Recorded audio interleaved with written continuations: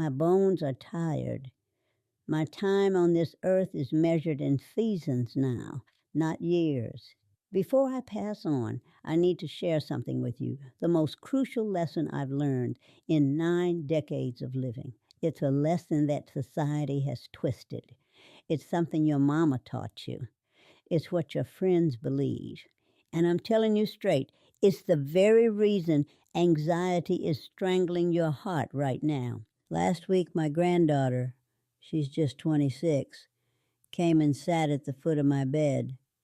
Her eyes were red from crying. She told me she was worn down, completely exhausted.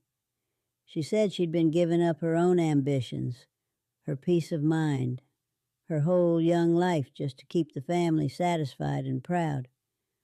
I looked at that child, and I had to tell her something that broke her heart into pieces. I said to her, "Baby, stop. We're killing you. Look at me. I've outlived the people who hurt me. I've outlived my friends. And now that I'm sitting here alone with all these decades stacked behind me, I can tell you a truth that keeps me up at night.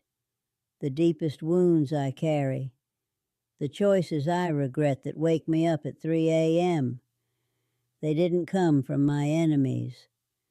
They came from the people who loved me most. If you're reading this, you're my granddaughter. You are your own person, but you're walking the same road she's on. You believe that by bowing to your family, by honoring your parents' wishes, by following your friend's lead, you're being good. You think it makes you righteous. It doesn't. It makes you a prisoner in your own life. There's a trap set for you, and you're walking straight into it with a smile on your face. They're leading you toward a life of deep, aching regret, and you don't even see it happening.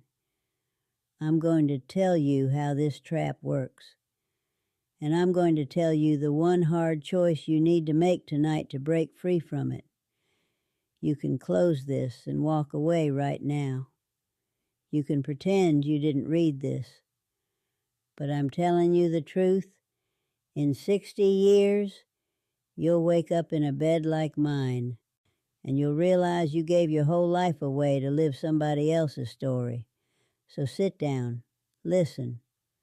Let an old woman who's been through it all tell you what she knows.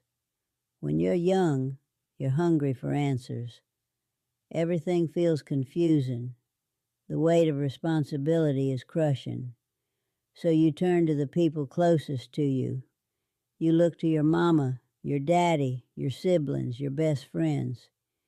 You believe that because they love you, they must know what's best for you. This is the trap.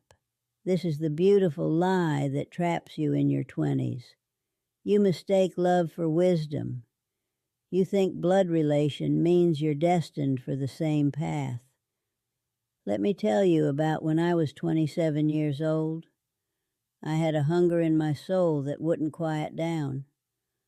I wanted to travel and see the world beyond what I knew. I wanted to write stories, and I wanted to understand life in a way that had nothing to do with working a job, keeping a man, and raising children the way I was told. But my father, a good man, a hard-working man, someone who loved me truly, he sat me down one evening. I could see the fear in his eyes, real terror. He told me to take the secretarial job. He told me that big dreams were foolish. He told me that what mattered was security, a steady paycheck, and a respectable place in society. I listened to him. He was my father. He wouldn't steer me wrong, I thought. So I took that job. I wore the modest clothes.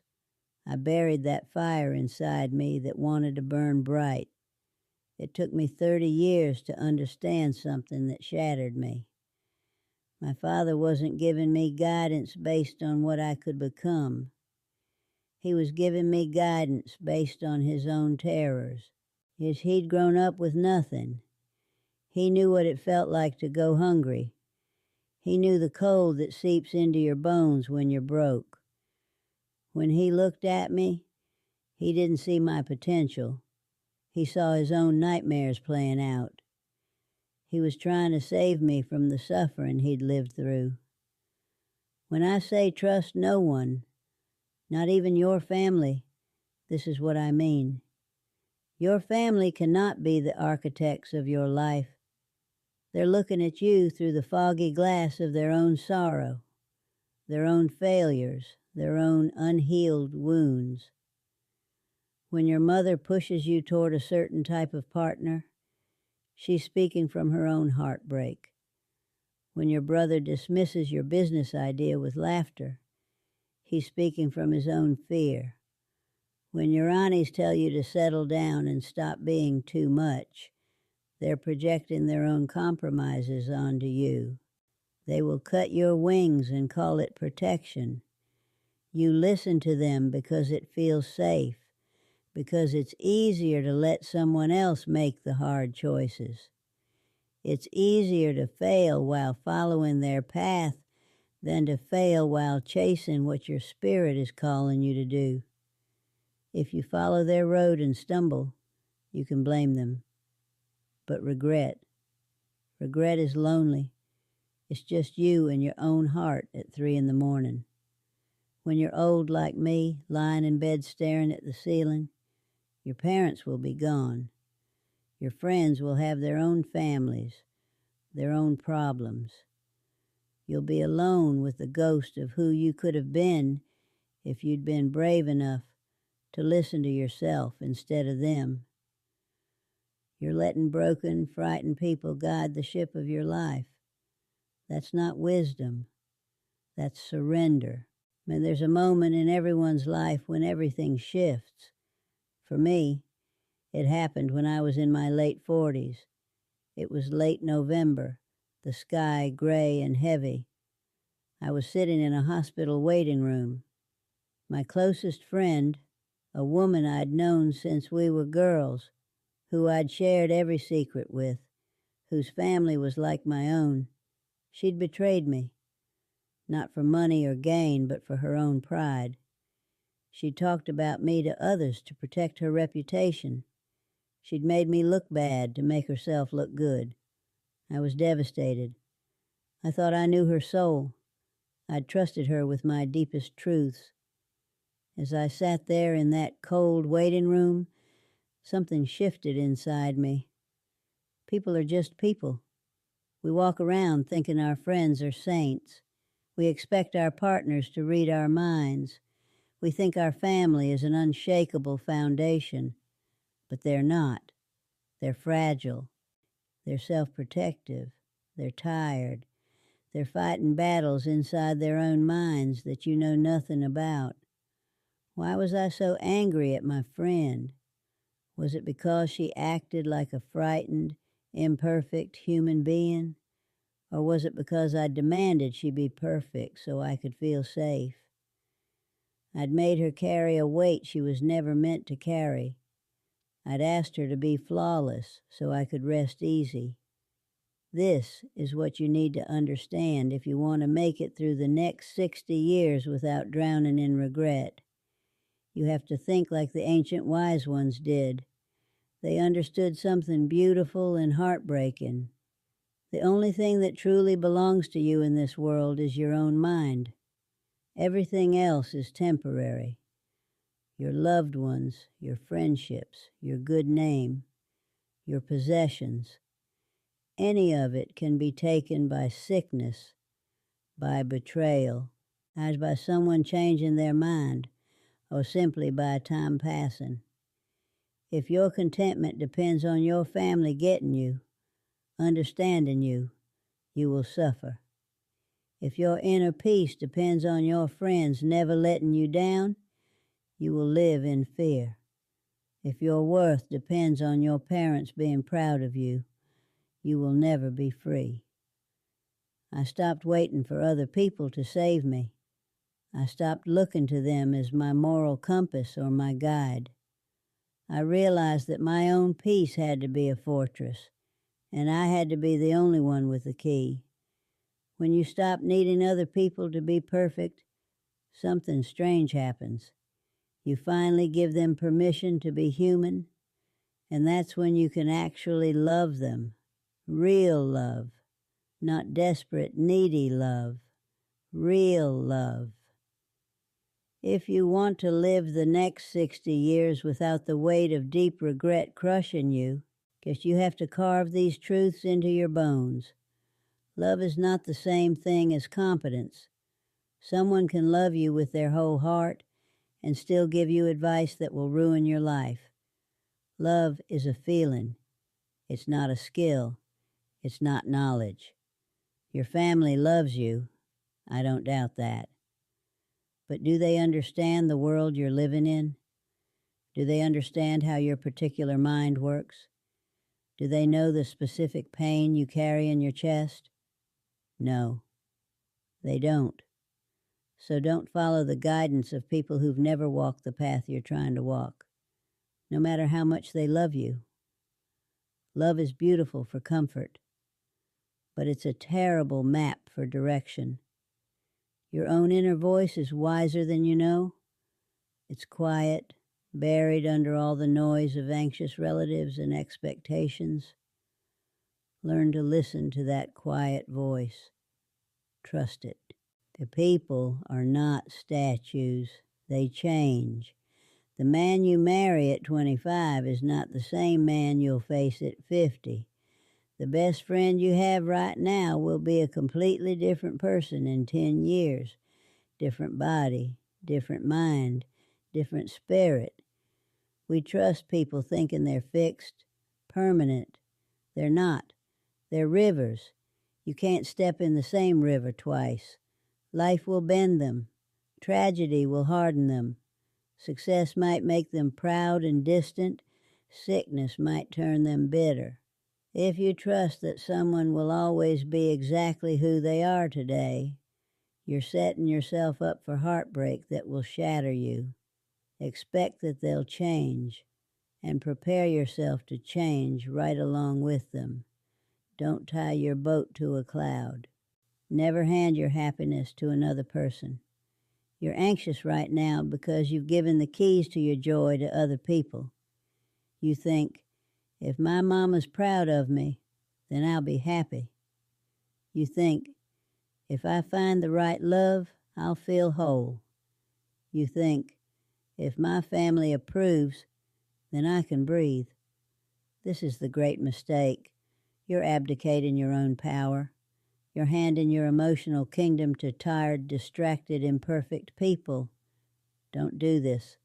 Never hand your peace to someone else. It's not their job to make you happy. That's too heavy a burden for any human to carry. When you expect another person to complete you, you turn love into a hostage situation. You turn relationships into chains. Real freedom comes when you understand this. Joy is something you build inside yourself. It comes from the quiet moments when you're alone with a good book, or your own thoughts, or the world around you. It comes from knowing yourself.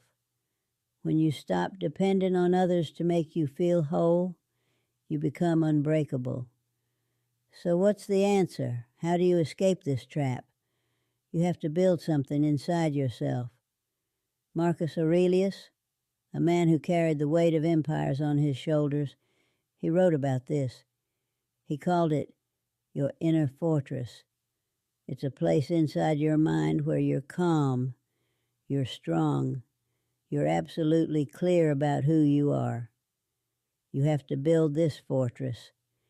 Every time you face a problem and solve it yourself instead of calling someone for help, you lay a brick. Every time you sit with your own fear instead of distracting yourself, you lay a brick. And every time you make a decision that disappoints your family but honors your own soul, you lay a brick. Every time you choose yourself, you strengthen the walls. When life comes for you, and child, it will come with a force you can't even imagine right now. Your friends will be busy with their own survival. Your family will be protecting their own. But you need a fortress to retreat into. You need to trust yourself more than you trust anyone else. You need to know that you're enough. Look at me. Look at these wrinkles on my face. Each one is a year of living, of learning, of surviving. Look at these hands that shake when I pour my tea. I'm at the end of my road. I've watched the greatest love stories end. I have stood at the graves of people who thought they ruled the world. I have seen what time does to all of us. I'm not telling you this to make you afraid. I'm telling you this to make you brave. When I say trust no one, not even your family, I'm not telling you to become cold. I'm not telling you to stop loving them. It's the opposite, actually. When you stop needing people to be your saviors, your guides, your perfect anchors, you can finally love them for what they really are. Broken, beautiful, struggling human beings trying to make it through the darkness just like you. I love my father. I forgave him decades ago for steering me away from my own dreams. I understand now that he was just a scared man trying to protect his daughter. But I regret that I trusted his fear more than I trusted my own fire. I loved my friend who betrayed me. I forgave her too. She was just a weak woman trying to survive. But I never let her drive my ship again. You have one life, one brief, terrifying, glorious moment of light between two eternities of darkness. Don't spend it living someone else's script. Don't spend it trying to make ghosts proud. Trust your own mind. Build your own wisdom. Construct your own fortress. Love your family fiercely. Hug them. Eat with them. Cry with them. Celebrate with them. But when it comes time to make the choices that define who you are, go into the quiet room of your own heart. Lock the door. And trust absolutely nothing but your own voice. I'm telling you the truth. Deep down, you already know it. That quiet part of you knows I'm right. So don't just walk away. Remember this. Write it down. Come back to it when you're weak. In this loud, chaotic world, you need to hear these words again and again until they become part of your bones. We will walk this road together, but understand this. The steps are yours and yours alone to take. Take care of your mind, baby. Time moves faster than you think, and one day you'll be sitting where I am, and you'll want to tell the young ones what you learned. Make sure you learned it while you still had time.